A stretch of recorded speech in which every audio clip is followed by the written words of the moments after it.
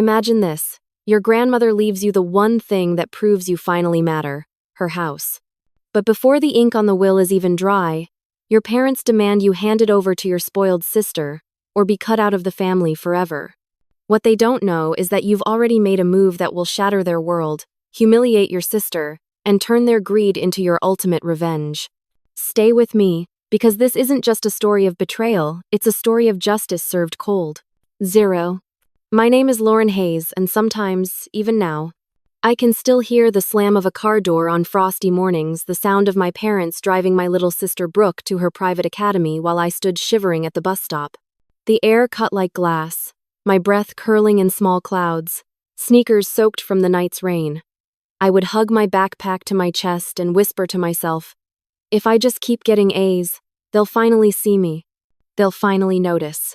But in the Hayes household, grades were wallpaper, always there, never worth admiring. What mattered was who could shine the brightest in front of others, and that was always Brooke.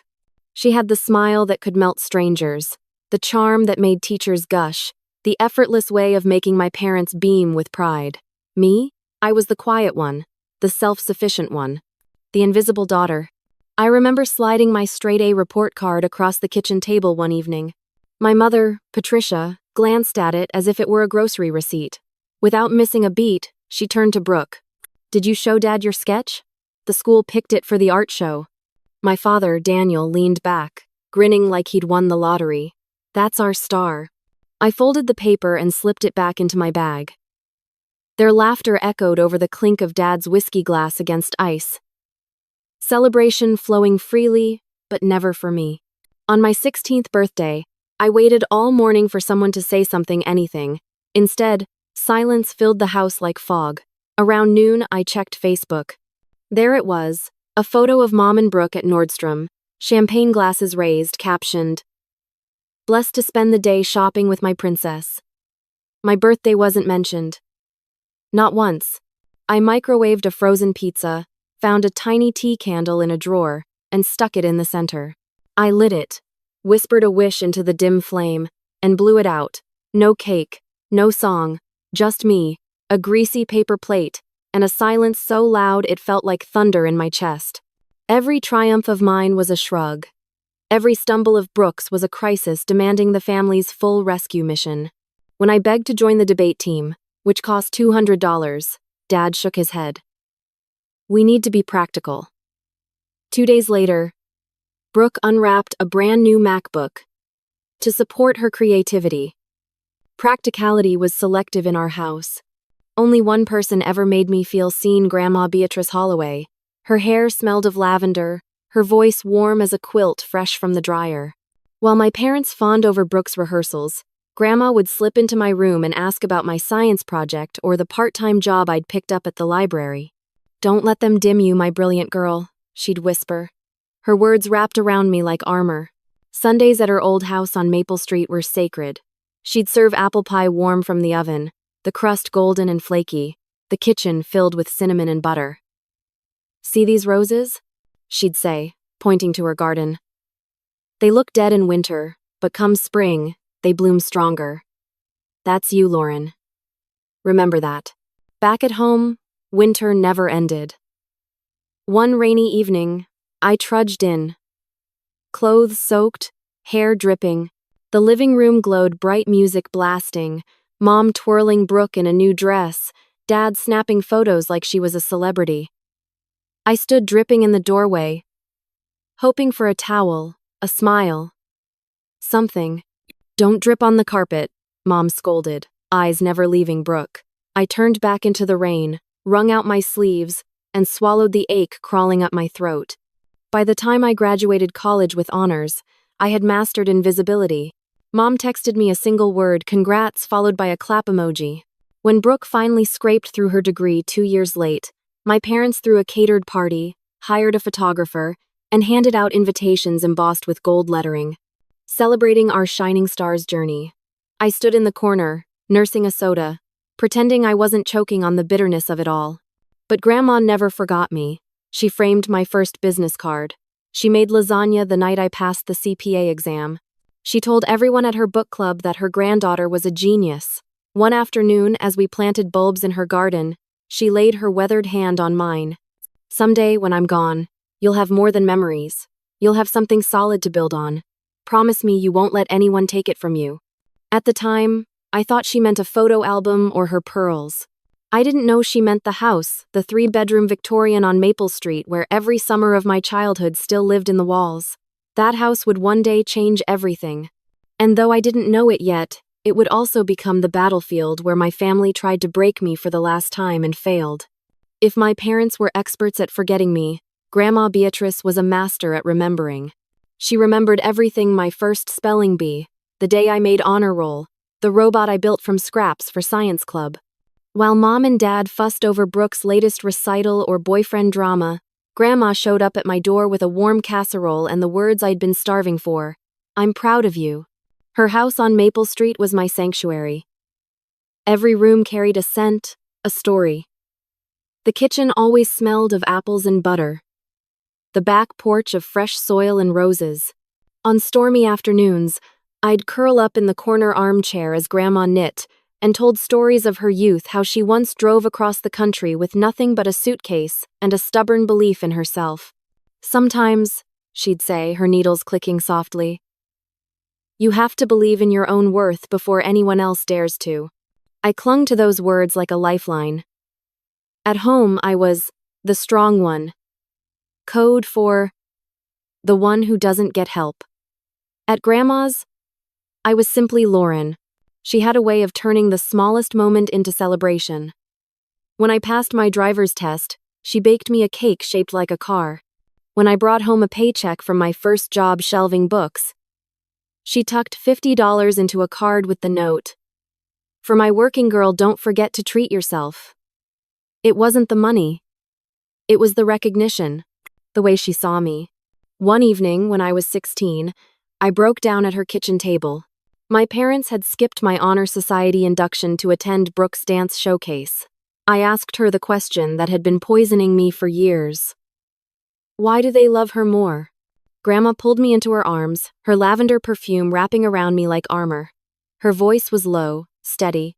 "They don't love her more, sweetheart. They love themselves more. Brooke reflects the version of them they wish they were: charming, glamorous, adored.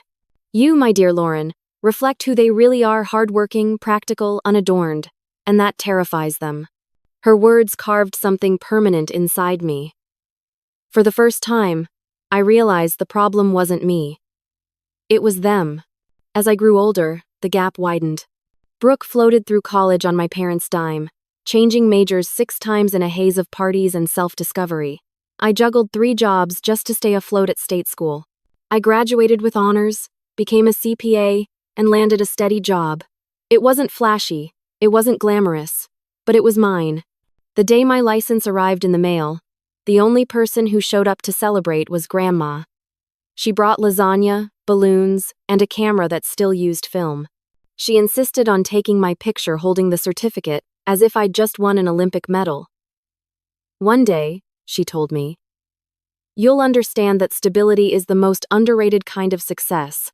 No, but even Grandma couldn't outrun time. When her health began to fail, I was the one who drove her to appointments, sat through treatments, read to her when her eyesight blurred.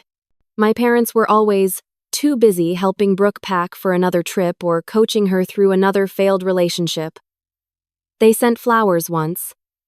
Brooke posted a photo with the caption, "Family first." She wasn't even in the hospital room. The day Grandma passed, the world tilted.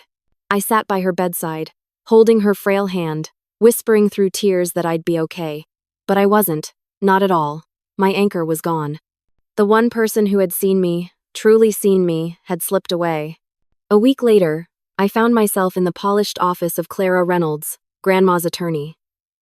The Hayes family gathered like vultures, already circling. I sat rigid in my chair as Clara read the will. My heart hammered, my breath shallow, waiting for the inevitable moment my name was left out like always. But instead, Clara looked directly at me. "To my granddaughter Lauren Hayes, I leave the house on Maple Street in full." For a moment, I thought I'd misheard. The words seemed impossible, foreign, like a language I didn't know how to speak. To me? The whole house? My parents stiffened, Brooke gasped, and the room filled with stunned silence. I felt tears sting my eyes, not of sadness, but of something I hadn't felt in years. Validation. Proof. Someone had finally chosen me. But even as relief surged through me, I felt the storm building in the room. My mother's lips pressed thin, my father's jaw clenched, Brooke's eyes narrowing with something sharp and dangerous. That house wasn't just wood and brick. It was $750,000 worth of prime real estate, a jewel in one of the most expensive markets in California. To me, it was a safe haven. To them, it was an asset they believed should be Brooke's by default. In that moment, I knew. This wasn't an ending. It was the beginning of a war. After Grandma's funeral, life didn't slow down for me, it never did. I buried my grief under work schedules and deadlines. Because that's what I'd always done. Responsibility had been my shadow since childhood. While Brooke floated on clouds spun from my parents' endless excuses, I walked barefoot across broken glass. I took shifts at the library, the diner, even babysitting for neighbors, anything to cover tuition and rent. My alarm rang at 5:30 a.m., and by the time Brooke even rolled out of bed, I'd already worked half a shift and chugged 2 cups of cheap coffee. She strutted across campus in brand new boots, bought just because she needed a pick-me-up, while I patched holes in my sneakers with duct tape. But when grades came in, I stood on the dean's list, exhausted but proud. Brooke? She'd switched majors again, psychology this time, after art history and fashion design had felt limiting. Each change was celebrated as finding herself. My own consistency was invisible, like air. Everyone breathed it, but no one acknowledged it kept them alive. The bitterness wasn't just about money. It was the way my parents' eyes lit up at Brooke's every whim, as though she were a rare gem that needed constant polishing. I was the workhorse. Dependable, dul, un adorned. Lauren doesn't need help, Mom would say, and so, they never gave it. But Grandma's voice always came back to me. They love themselves more, sweetheart. Don't let that trick you into thinking you're unloved. She had believed in me when no one else did, and I clung to that like a lifeline. After graduation, my parents flew to Europe with Brooke to celebrate her artistic spirit, while I moved into a studio apartment with a leaky faucet and mold creeping along the bathroom tiles. Rent drained half my paycheck from the accounting firm that had taken a chance on me.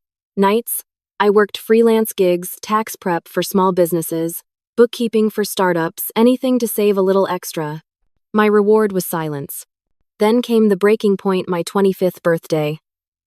I had mentioned it casually a few times to Mom, hoping maybe, just maybe, this year would be different. That morning, I woke up to nothing. No text, no call, just the whir of my old fridge.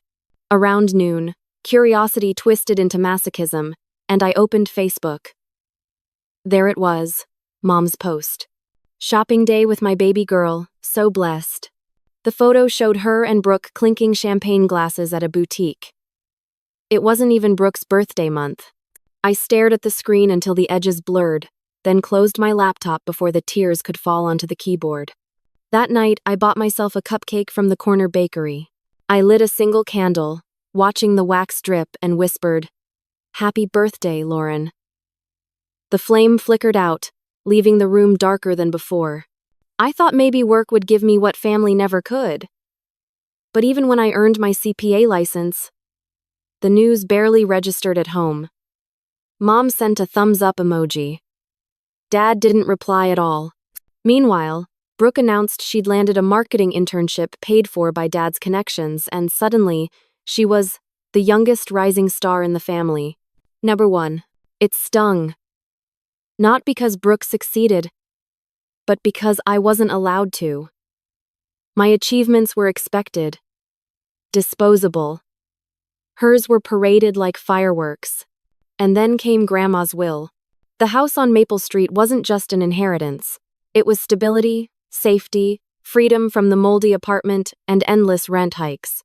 It was 5 minutes from the tech company where I'd just secured a senior accountant position. Ironically, the very same company where Brooke had just been promoted to marketing manager. For the first time, I saw a future that didn't involve scraping by. A home office where I could take on consulting clients, a garden where I could breathe, a front porch where I could drink coffee in peace without wondering if the landlord would raise rent again. But in my family, nothing that was mine ever stayed mine. It started small. Mom's syrupy voice on the phone. "Sweetheart, that house is such a big responsibility for one person. Maybe too big for you." Then Dad, "You don't need all that space. Brooke and her boyfriend are ready to settle down, start a family. Wouldn't it be fair to share?" And finally Brooke, crocodile tears dripping through the receiver. "I'm not saying give it to me, but maybe we could split it? You already have a place, Lauren. I mean, I'm just starting out. Don't you want to see me happy?" Every word sliced deeper, turning my inheritance into a guilt trip. I could hear Grandma's voice telling me to hold the line. But the pressure was relentless, like a storm that never let up. They didn't see the house as Grandma's last gift to me. They saw it as Brooke's birthright, and they weren't going to stop until they tore it from my hands. The day of Grandma Beatrice Holloway's will reading felt like walking into a courtroom where the verdict was already decided against me. My family filed into Clara Reynolds' office in their Sunday best, as if they were attending a coronation rather than the closing chapter of the only person who had ever loved me unconditionally. Mom sat straight-backed, lips painted in her trademark crimson, the kind of red that always made me think of stop signs and warnings. Dad's jaw was set, eyes cold with calculation. And Brooke, perfect, pampered Brooke, dabbed at her eyes with a tissue she didn't need. Her performance had already begun. I sat alone at the other end of the polished oak table, hands clenched in my lap, pulse drumming in my ears. Part of me expected exactly what I'd always gotten. Nothing. A few sentimental trinkets, maybe a photo album, while the real inheritance, the Maple Street house, would be signed away to Brooke with a flourish and a smile. Clara adjusted her glasses, her voice steady and formal as she began. "This is the last will and testament of Beatrice Holloway." The words blurred until she reached the line that sliced through the tension like a blade. "I leave the house on Maple Street, in its entirety, to my granddaughter, Lauren Hayes." Maisto. Silence detonated around the table. For a heartbeat, I couldn't breathe. The air caught in my throat as though I'd swallowed fire. She chose me. For once in my life, I wasn't the afterthought. I wasn't the shadow. My grandmother had looked at me and declared loudly, legally, irrevocably, "This belongs to you." Brooke gasped so sharply her tissue fluttered to the floor. Mom's painted smile cracked into a thin line, her nostrils flaring. Dad's chair creaked as he leaned forward, his voice like gravel dragged across stone. "There must be some mistake." "No mistake," Clara said firmly. Mrs. Holloway was of sound mind and body when this document was signed. She was very clear about her intentions. My mother's voice cut like ice. Beatrice was manipulated. Lauren filled her head with lies. I finally lifted my eyes to hers. "No, Mom. She filled my heart with love, the thing you forgot how to give." La. The room vibrated with hostility. Brooke's tears turned theatrical, her voice breaking on cue. "Lauren, how could you? You already have an apartment. You know I'm just starting my life. It isn't fair." Fair. That word clawed at me. Where was fairness when I ate frozen pizza alone on my birthday? Where was fairness when my achievements were met with silence while hers were showered with applause? Clara shuffled the papers, her tone unwavering. "The will cannot be contested without evidence of coercion. And as I mentioned, Mrs. Holloway was evaluated by 2 physicians who confirmed her full mental capacity." Dad's glare seared into me. "This isn't over. That house is family property." I leaned forward, my voice trembling but steady enough to land each word like a hammer. "That house is mine. Grandma wanted me to have one place in this world where I wasn't second best. And I swear, I won't let you strip that from me." That. For a moment, I caught the flicker of something in Brooke's eyes, not just anger, but fear. Fear that, for once, she wasn't holding all the cards. But the fear turned quickly to fury. She slammed her hand on the table, voice rising. "You don't deserve it. You've always been selfish, hoarding Grandma's time, her attention. She should have given it to me." I stared at her, and all I felt was a bone-deep exhaustion. "Brooke, I didn't hoard Grandma's love. I earned it. You just assumed it belonged to you." The words landed like a slap. The meeting ended. But the war had only just begun. As I stepped out into the cold evening air, I knew my parents wouldn't stop. They'd push. They'd threaten. They'd manipulate. Because in their world, what was mine had always been negotiable. But this time, number. This time, I had a weapon they couldn't twist, a legally binding declaration of love. And for once, I had the upper hand. The phone calls started 3 days after the will reading. At first, it was just Mom, her voice honeyed in a way that never fooled me. "Sweetheart, you know Grandma's house is too much for you. 3 bedrooms? A yard? The upkeep will drown you. Maybe it would be better to sell. Brooke could really use the space. She's just starting her life." Her tone was velvet, but the steel beneath it was sharp enough to cut. When I didn't agree, Dad tried a different tactic. "Think rationally, Lauren. You already have an apartment. Brooke and her boyfriend are planning their future. What are you planning? To sit alone in that big place? Houses like that belong to families." I bit back the words forming in my throat. What family? The one that forgot my birthday? The one that left me to patch sneakers with duct tape? Then came Brooke, dialing me late at night, her sobs exaggerated enough to echo through the speaker. "I'm not saying give it to me, Lauren, but can't we share? Can't you sell it and split the money? You know how hard things are for me. It's not fair that you get everything while I struggle." Struggle. The word made my stomach turn.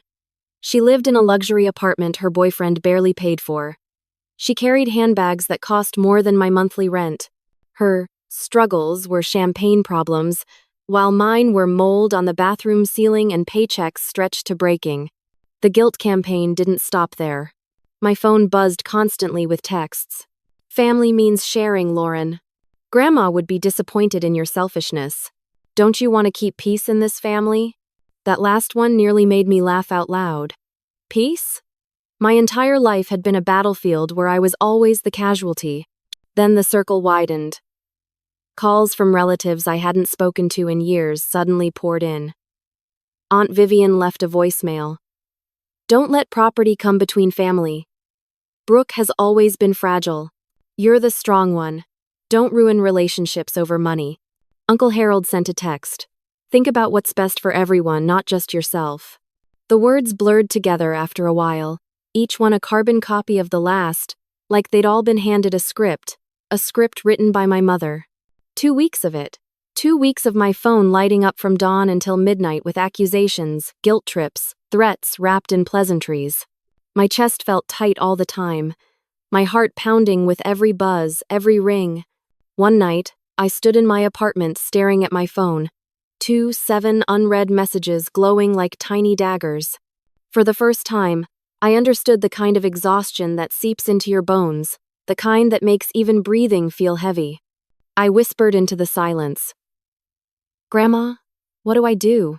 And then, as if the universe had been listening, my phone lit up with a new message from an unknown number. "Lauren, this is Nathan Cole. I heard through a colleague you might be selling a property on Maple Street. I'd be very interested. Can we talk?" I froze. Nathan Cole, the CEO of the very company Brooke had been bragging about for weeks. My old study partner from college.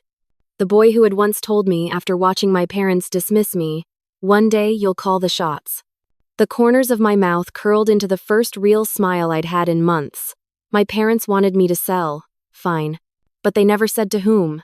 I typed back quickly. "Yes, but it has to stay confidential for now." His reply came within seconds. "Understood. I can meet tonight. And Lauren, I remember how they treated you. This time, you set the terms." For the first time since Grandma's death, hope didn't just flicker, it burned. The war my parents had started was about to take a turn they never saw coming. The Thursday before our scheduled meeting at Clara Reynolds' office, my father's text arrived like a verdict.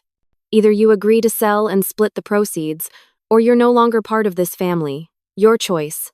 I stared at the words for nearly an hour, my phone trembling in my hands. No longer part of this family. As if I'd ever truly been included. The irony almost made me laugh. Almost. The next morning, I walked into Clara's conference room. The mahogany table gleamed under harsh fluorescent lights. My parents sat together at one end, shoulders squared like prosecutors preparing to destroy a witness. Brooke perched between them, tissues already in hand, her mascara smudged in practiced misery. Even Aunt Vivian had shown up, offering Brooke a pat on the knee as though she were the victim here. The air felt thick, suffocating, every breath a struggle. Dad wasted no time. Before we begin, we've brought our own real estate agent. He gestured to a woman in a sharp red blazer, her smile aggressive. Mrs. Patterson already has buyers lined up. Cash offers, we can close within a week. Clara raised an eyebrow.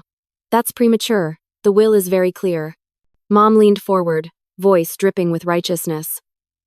We're here to settle this as a family. The will can be contested. Mental capacity, undue influence, we've consulted attorneys. Brooke burst into tears on cue. Lauren, I can't believe you're making us do this. After everything Mom and Dad have sacrificed for you? I bit back a bitter laugh. Sacrificed? What sacrifice? Frozen pizza birthdays? Ignored graduations? Mom turned to the room. Sarah is being selfish. One daughter hoarding a property while the other struggles. We just want fairness. Brooke whimpered. Is that too much to ask? Mrs. Patterson slid a stack of papers across the table. If we list today, I can have this sold within the week. The market is hot. You'd each walk away with enough for a down payment on your own place. Each. The word made bile rise in my throat. The house is mine, I said flatly. Dad's tone sharpened. Don't be technical. Family shares. I leaned forward, my voice shaking but clear. Like you shared college tuition? Like you shared birthdays? Like you shared graduations? He rolled his eyes. Poor Lauren and her grudges. Always the victim. Brooke dabbed her eyes. You got all of Grandma's attention. Every Sunday, every holiday, she gave everything to you. The least you can do is share what she left behind. The room spun with accusation, voices layering like knives. I felt my pulse hammer in my temples, Grandma's words echoing in my memory. Don't let them dim you. Don't give in. Then, as if on cue, my phone buzzed in my pocket. A text from Nathan Cole. Contract signed. Ready when you are. I steadied my breath. My family thought they had me cornered. They didn't realize they'd walked straight into a trap of their own making. I pushed back my chair and stood. Dad's voice cracked like a whip. Sit down, Lauren. I didn't. There's something you should know. Mom snapped. The only thing you need to say is yes. Yes, you'll sell. Yes, you'll share with your sister. Yes, you'll stop being difficult. Brooke sniffled. I already told Brad we'd be house shopping soon. Don't humiliate me, Lauren. Lo. Her words were almost funny coming from someone who had humiliated me for decades. I looked around the table at the faces that had defined my entire life. Demanding, dismissive, cruel. And for the first time, I didn't feel small. I felt dangerous. You want the house? I said, my voice steady now. Fine, let's go see it. Confusion rippled through the room. Dad narrowed his eyes. What are you playing at? No games, I replied. If we're doing this, we'll do it at Maple Street. You should see what you're so desperate to take. Mom smirked, already gathering her purse. Good. The sooner you sign, the better. They thought they'd won. But the real show was about to begin on Grandma's porch, where the tables would finally, irrevocably, turn. The convoy to Maple Street felt like a funeral procession. I drove alone, my parents and Brooke following close behind in Dad's SUV, probably rehearsing their victory speeches. Clara Reynolds' Lexus trailed us, her face tight with unease in the rearview mirror. My phone buzzed through the speakers. Nathan Cole. You sure about this? He asked. They want the house, I replied. They're about to get their wish. His voice was calm, reassuring. The sale is final. The deed's already recorded with the county. It's yours to reveal whenever you're ready. Perfect, I whispered. As we turned onto Maple Street, my chest tightened.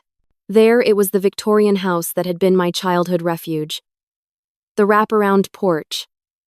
The roses Grandma had taught me to plant. The place that had held me together when my family tried to tear me apart. But it wasn't just the house waiting for us. Gleaming in the driveway was a white Tesla Model S. My heart kicked at the sight. I already knew who it belonged to.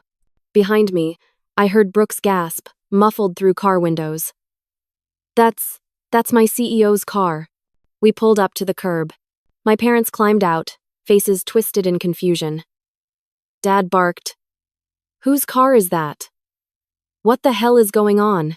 I stepped out slowly, the keys to a door I no longer owned clutched in my fist. "Why don't we find out?" Before I could knock, the door swung open. And there he was, Nathan Cole, looking every inch the CEO. Casual, expensive sweater, confident stance. The kind of presence that filled a room even when he stood on a porch. Brooke's face drained of color. "Mr. Cole?" Her voice cracked. "What are you doing here?" Nathan gave her the kind of professional nod reserved for subordinates. "Miss Hayes." Then he turned to me, his expression softening. "Lauren." Perfect timing. Mom stepped forward, her bravado faltering. "Someone explain this." Mrs. Patterson, the realtor, jumped in eagerly, extending a hand. "Mr. Cole, I understand you're interested in—" "I'm not interested," Nathan cut her off smoothly. "I'm the owner." The silence that followed was deafening. You could hear a pin drop on that old wooden porch. Dad's face turned crimson. "Impossible. This house belongs to Lauren." "Belonged," Clara corrected, her voice steady. Past tense. The sale was finalized 3 days ago. Brooke staggered back as if struck. "You sold it? To my boss?" Nathan's tone was polite but firm. "Technically, to my investment company. A perfectly legal transaction at above market value." Mum shrieked. "You had no right. We're your family." Nathan's eyes flashed. Actually, she had every right. It was her property. Her decision. Dad jabbed a finger in my direction. "This is fraud. Manipulation. You took advantage of her." Nathan laughed once, low and sharp. "Mr. Hayes, I paid $800,000, $20,000 above asking. If anyone was taken advantage of, it was me. But I wanted this house. This location." Brooke's voice trembled, a broken whisper. "Why here?" Nathan turned to her, his words crisp. "Because this will be our new satellite office. Your team's office, actually." The color drained completely from her face. "My office?" "Correct. The marketing department needs collaborative space, and this property was perfect." His gaze was steady. "Starting Monday, you'll report here for work." Brooke swayed, grabbing Mom's arm for balance. No, this can't be happening." I stepped closer, my voice low but unshakable. "It is happening. Every single day, you'll walk into Grandma's house, the one you tried to take from me, and I'll be right upstairs. Because part of the agreement is my 10-year lease. I'm not going anywhere." Her breath hitched like a wounded animal. You planned this." I met her eyes. I survived this." Around us, neighbors had begun gathering, drawn by the shouting. Phones were out. Cameras recording. For once, I didn't shrink under their gaze. I stood taller. Dad's rage boiled over. "You're done, Lauren. You're out of this family." I met his glare head-on. "Promise?" The gasps from the crowd mingled with the burning silence of my family's defeat. For the first time in my life, I wasn't the victim of their script. I was the author. And this was just the opening scene. We moved into the house like storm clouds rolling in heavy, charged, ready to strike. My parents, Brooke, and the realtor marched through the front door as though they still had a claim. Clara Reynolds followed behind, lips pressed tight, clearly uncomfortable. I lingered at the threshold, savoring the irony. They were trespassing, and they didn't even know it yet. Inside, Nathan stood tall in the entryway, arms folded, a man utterly at ease in his victory. "Welcome," he said smoothly. "Though I should clarify your guests. This property belongs to my company now." The words hit like thunder. Dad exploded first, his face blotchy with rage. "This is a scam. A con. We'll contest this." Clara's voice was calm but edged with authority. "You can't. The documents are signed, notarized, and recorded with the county. The sale is final." Mom turned on me, eyes burning. "You vile, ungrateful child. You've ruined your sister's future. You've ruined all of us." For once, I didn't flinch. I straightened my shoulders and let her fury wash over me. No, Mom. I ruined nothing. I protected myself. Something you should have done for me a long time ago. No. Brooke's tears had dried, leaving only raw panic.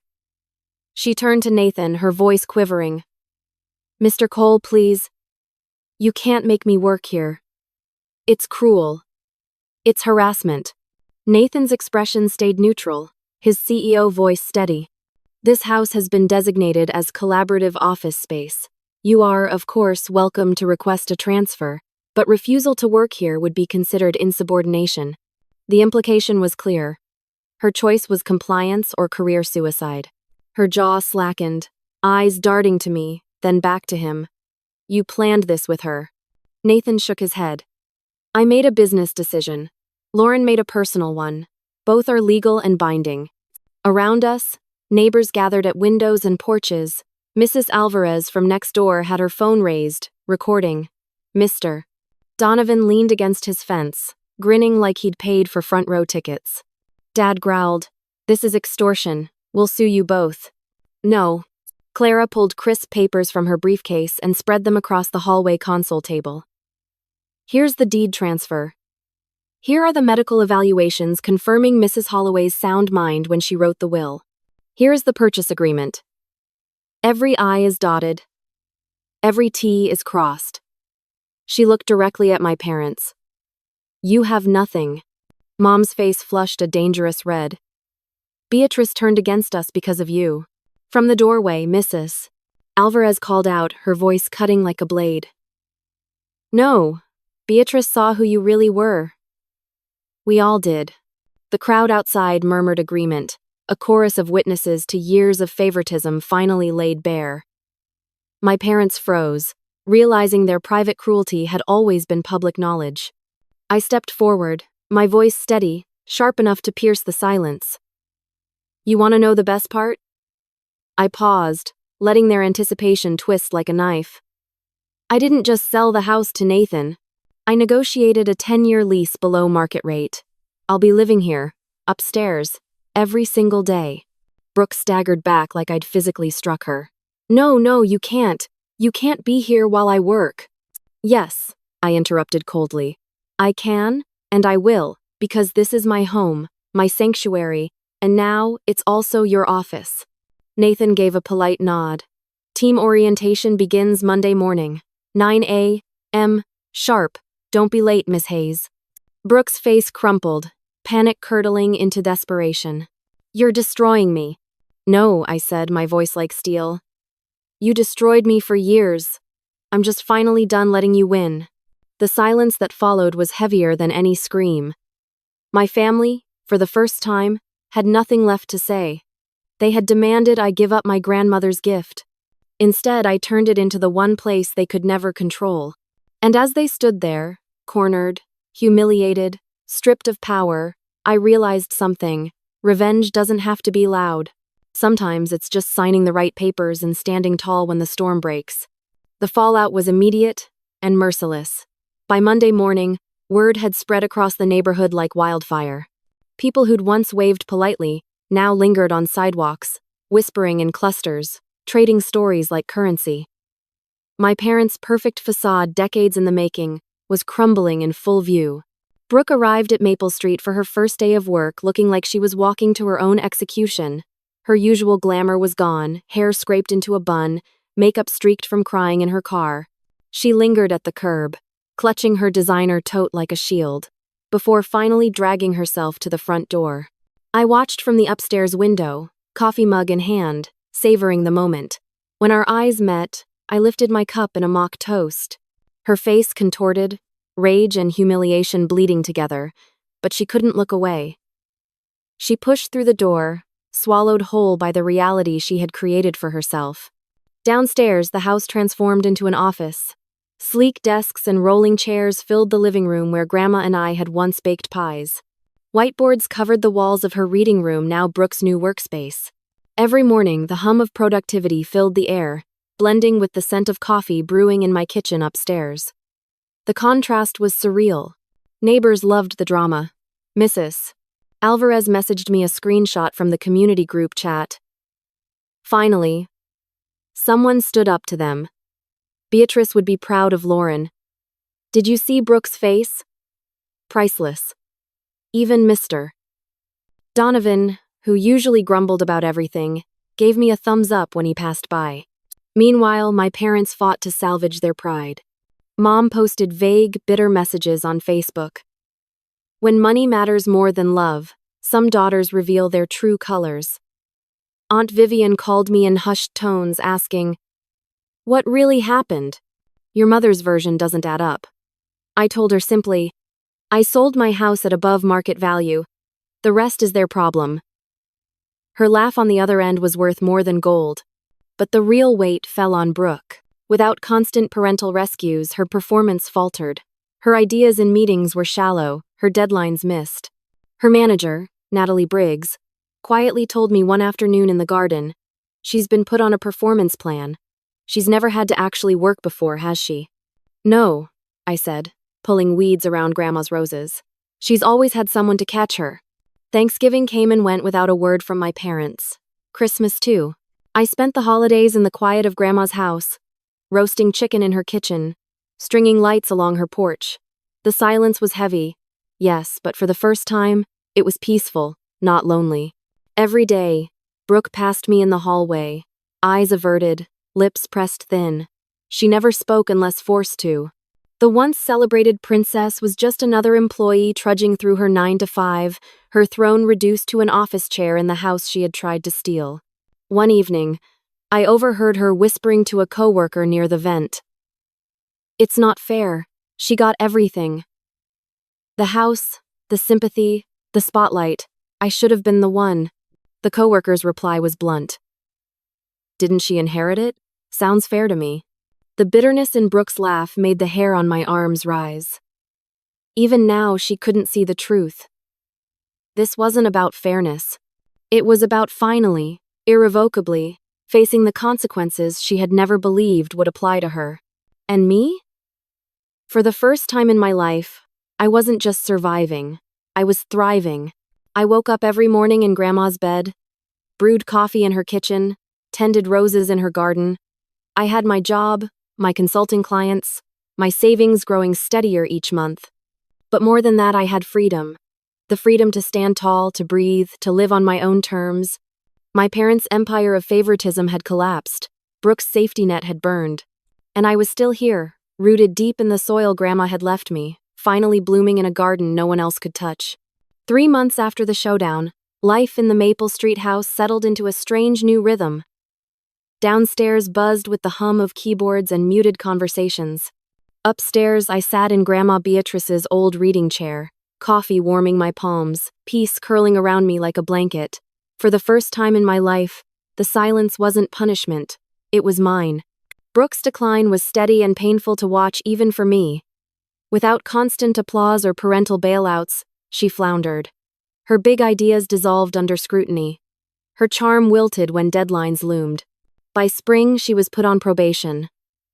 By summer, she was gone. Fired. The call from Mom came that same night. No hello.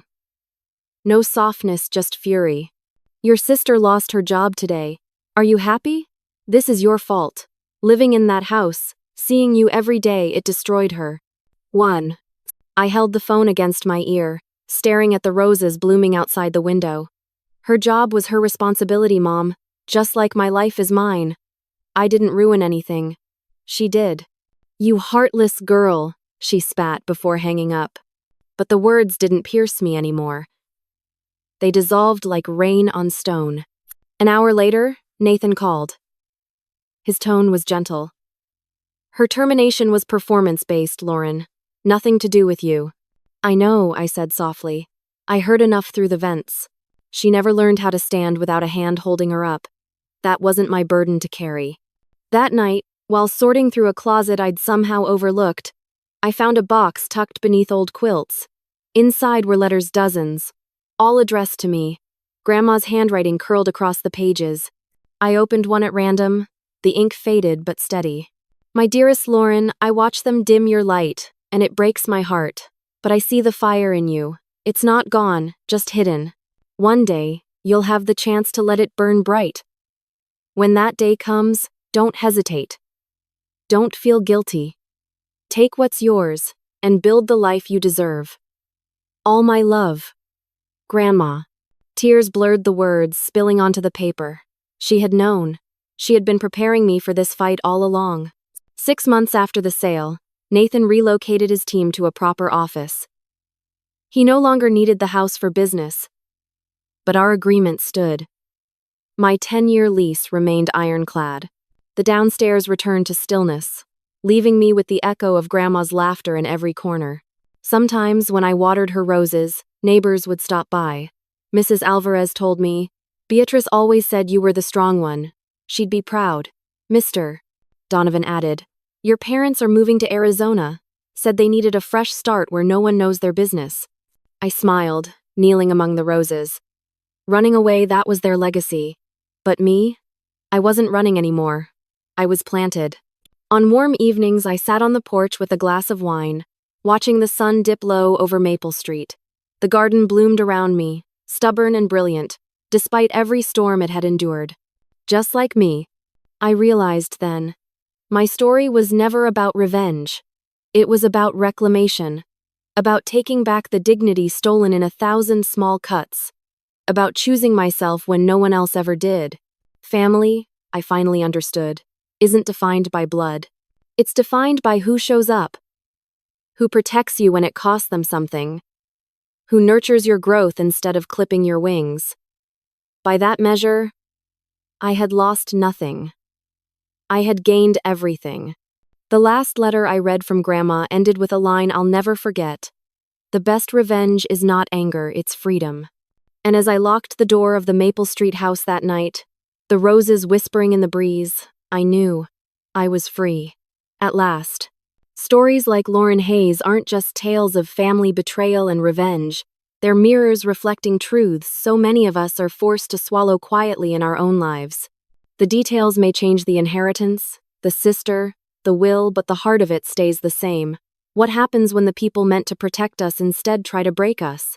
For years, Lauren lived in the shadow of favoritism, neglect, and cruelty disguised as family tradition. How many of us know that ache, the empty birthday, the brushed, aside accomplishment, the constant reminder that we weren't the chosen one? Maybe not in the same exact way, but in some form, many of us carry that scar, the longing for recognition, the hunger for fairness, the desperate hope that one day someone will finally say, "I see you. I'm proud of you." Lauren's grandmother gave her that. And more importantly, she left her with something the rest of her family couldn't steal, a chance. That house on Maple Street wasn't just property, it was proof. Proof that someone had loved her enough to give her roots. Proof that she deserved a place in this world. But what did her parents and sister do with that knowledge? They tried to crush it. They demanded she surrender what was hers, not because they needed it, but because they couldn't stand to see her rise. And isn't that so often the case? Sometimes, the fight isn't about fairness, it's about control. Here's the lesson. Love that demands you shrink yourself isn't love. Family that only celebrates you when you serve their script isn't family. And blood doesn't give anyone the right to chain you to a role where you're always less, always smaller, always silent. What Lauren showed us was this: sometimes, the bravest thing you can do is refuse to apologize for existing. She didn't scream. She didn't beg. She didn't match cruelty with cruelty. She simply signed the papers, made her move, and stood tall while the storm broke around her. That is a different kind of revenge, not the loud kind, not the violent kind, but the enduring kind. The kind that says, "I will not be erased. I will not be robbed. I will not disappear." And look at what happened. The very people who dismissed her, who laughed at her, who tried to bully her into submission, they ended up working under her roof. Every day Brooke walked into that office. She had to look at the roses her grandmother planted and remember. This was the house she tried to steal, and this was the sister she could never defeat. That's justice. But here's something deeper. Lauren didn't just win because she outsmarted them. She won because she finally claimed what she'd been denied all her life: her worth. That's the piece so many of us forget. Revenge might feel satisfying in the moment, but it's the act of reclaiming your dignity, your peace, your freedom that's what lasts. So, what does this mean for you, listening right now? Maybe you've felt invisible. Maybe you've been told you'll never measure up. Maybe someone you love has tried to take what's rightfully yours. Your success, your joy, your space in this world. If so, remember Lauren's story. Remember that the best revenge is not bitterness. It's not shouting until your throat is raw. The best revenge is refusing to hand over your light. Take what is yours. Hold your boundaries. Build your life brick by brick, even if no one claps for you along the way. Because when the storm finally comes, and it always does, you'll discover that the roots you've planted are deep enough to hold. And here's the truth Lauren's grandmother left her with. The truth I want you to hold on to. The best revenge is not anger, it's freedom. So ask yourself this. What would freedom look like for you? Walking away from toxic people? Finally pursuing the dream you were told was unrealistic? Setting boundaries that others won't like, but that your soul needs? Drop your answer in the comments. Share your truth. Because these stories aren't just entertainment, they're reminders that we all deserve better. And sometimes, hearing someone else's fight is exactly what we need to believe we can fight too. Lauren's story isn't about a house. It isn't even about her family's cruelty. It's about the choice she made. To stop begging for love from people who refuse to give it. And to start building a life where she no longer needed their permission to exist. That's the real victory. And that's something every one of us can claim.